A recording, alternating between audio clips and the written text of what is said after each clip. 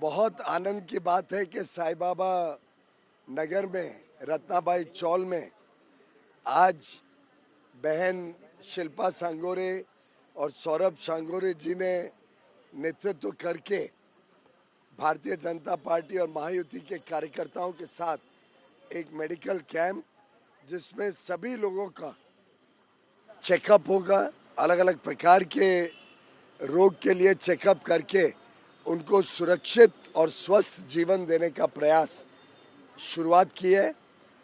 आगे भी ये कैंप चलते रहेगा इस क्षेत्र में भी और पूरे उत्तर मुंबई में। हमारी इच्छा है कि इस प्रकार के कैंप से हम लोगों के द्वार पे जाके उनको निरोगी रखने का प्रयास करें। मित्रों, आज इसके बाद मैं भगवती अस्पताल भी जा रहा हूँ देखने कि जल्द से जल्द वो भी काम खत्म हो और लोगों की सेवा में लगे। और शाम को दमानी अस्पताल, जो 1000 बेड का अस्पताल मैंने वादा दिया था, उसके पहले फेज़ का काम तेज़ी से चल रहा है। 400 बेड का पहला फेज़ जल्द से जल्द खुले, उसको रिव्यू करने आज शाम को 6 बजे मैं जाने वाला हूँ। साथ ही साथ शताब्दी अस्पताल, जो हमारे क्षेत्र में वर्षों से काम कर रहा है, इसमें कई प्रकार की कमियाँ लोगों के माध्यम से जानकारी में आई थी। हमने NABH, national accreditation board of hospitals को लगाकर क्वालिटी काउंसिल ऑफ इंडिया के माध्यम से एक पूरा उसका ओवरऑल स्टडी किया, गैप एनालिसिस बनाया, क्या क्या कमियां हैं वो निकाली गई।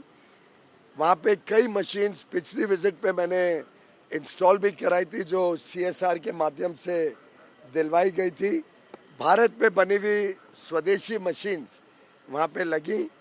उसी दौरान मैंने एक ब्लड टेस्ट की मशीन का भी आग्रह किया, वो भी ऑर्डर हो गई है, अब जल्दी लगने वाली है, जिससे लोगों को बाहर नहीं जाना पड़ेगा।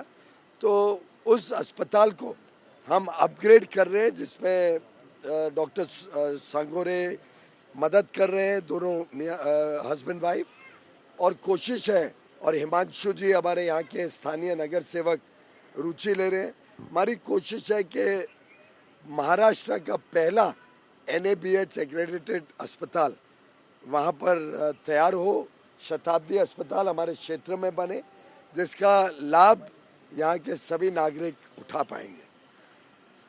मित्रों, आज तमिलनाडु और पश्चिम बंगाल में चुनाव भी चल रहा है।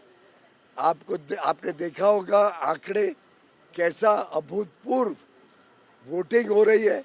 मेरे पास 1 बजे तक के आंकड़े जो तमिलनाडु के आए हैं, 1:30 बजे तक, उसमें देखने को मिलता है साधारणतः 15 से 20% हर सीट पर 15 से 20% अधिक वोटिंग पिछले चुनाव जो 2024 में 2 साल पहले हुए थे, 2024 के लोकसभा चुनाव से 15 से 20% अधिक वोटिंग इस असेंबली चुनाव में देखने को मिल रही है। 1:30 बजे तक के आंकड़ों के साथ इसका ये तात्पर्य है, नॉर्मली असेंबली में तो कम हो जाता है वोटिंग, हमने हर बार अनुभव किया, पर इसका ये तात्पर्य है कि SIR जो किया गया, उससे जो फर्जी वोटर थे, जो शिफ्टेड वोटर थे, कि जो लोगों की देहांत हो चुका था, मृत्यु हो चुकी थी, उनको निकालने से, टेक्नोलॉजी का माध्यम से जो वोटर इलेक्टोरल लिस्ट को सुधार किया गया, वो सीधा दर्शाता है वोटिंग परसेंटेज में। और पारदर्शी तरीके से ईमानदार व्यवस्था लाकर जो बोगस वोटर्स पश्चिम बंगाल के निकाले गए हैं, विशेषकर जो भारत के नागरिक भी नहीं थे, उसका सीधा प्रमाण ये होगा कि भारत के नागरिकों की आवाज़ बुलंद होगी। जो भारत के नागरिकों का वोट है, उसकी वैल्यू सही माने में इस चुनाव में देखने को मिलेगी। और फर्जी, बोगस और घुसपैठ जो पश्चिम बंगाल में आ चुके हैं, उनको वोटर से तो हमने निकाला है, आगे चल के उनको देश से भी निकालेंगे, ये वादा लेके हम चुनाव में गए हैं। और अवश्य इस चुनाव में दोनों पश्चिम बंगाल और तमिलनाडु में NDA की विजय होने जा रही है।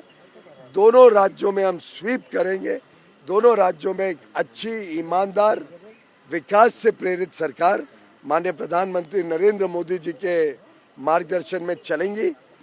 तमिलनाडु में एडप्पाडी पलानीसामी जी हमारे 4 मई को नए मुख्यमंत्री बनेंगे और मुझे खुशी है कि जो प्रयत्न गत 2-2.5 वर्षों में हमने तमिलनाडु में किया, जहाँ पे मुझे विशेष काम दिया गया था, उसका आज के वोटिंग के परसेंटेज देख के आज संतुष्टि होती है। एसआईआर का विरोध करने वालों का यह करारा जवाब रहेगा क्या सर? रिजल्ट स्वाभाविक रूप है, ये रिजल्ट दर्शाएगा कि वर्षों तक ये जो ममता बनर्जी ने पश्चिम बंगाल में मिसयूज किया है और बाहर के लोगों को घुसाकर जो वोटर बनाकर जिस प्रकार से धज्जियां उड़ाई गई थी इलेक्शन प्रोसेस की उनके राज्य में, उसको इलेक्शन कमीशन ने इस बार बड़े पारदर्शी तरीके से ठीक किया है और ये आगे चलकर देश की राजनीति में और देश की चुनाव प्रक्रिया में शुद्धता लाएगी। ये साफ इस चुनाव के पूरे प्रक्रिया से आगे चल के देखने को मिलता है। आज भी हंगामा हुआ तो वहाँ पे पश्चिम बंगाल में तृणमूल कांग्रेस ने जो कानूनी व्यवस्था का धज्जियां उड़ाई थी और यही हालत तमिलनाडु में भी है। हमारी बहनों, महिलाओं, बच्चों के ऊपर जो जिस प्रकार से क्रिमिनल एक्टिविटीज़ चलती हैं, जिस प्रकार से ड्रग्स और लिकर की उपलब्धता बढ़ी है, ये तमिलनाडु की जनता सहन नहीं करेगी, ना कभी स्टालिन परिवार को माफ़ करेगी। और मुझे पूरा विश्वास है कि तमिलनाडु में भी स्टालिन परिवार बाहर निकलेगा और ममता बनर्जी और अभिषेक बनर्जी का जो परिवार ने पश्चिम बंगाल में तृणमूल कांग्रेस के बहुत ही आतंकवादी प्रकार की गतिविधियाँ, जिस प्रकार से वो लोग डरा धमका के लोगों को एक प्रकार से डरा के उनके ऊपर दबाव डाल के काम करते थे, उस प्रकार की गतिविधियाँ खत्म होंगी और सुख और चैन से लोग आगे जिएंगे। महाराष्ट्र के बारामती में भी उपचुनाव हो रहा है, सुनेत्रा पवार उम्मीदवार है सर, क्या लग रहा है आपको? मुझे लगता है वो तो जीतेंगे, वो तो सभी को सामने स्पष्ट दिखता है। बहुत बहुत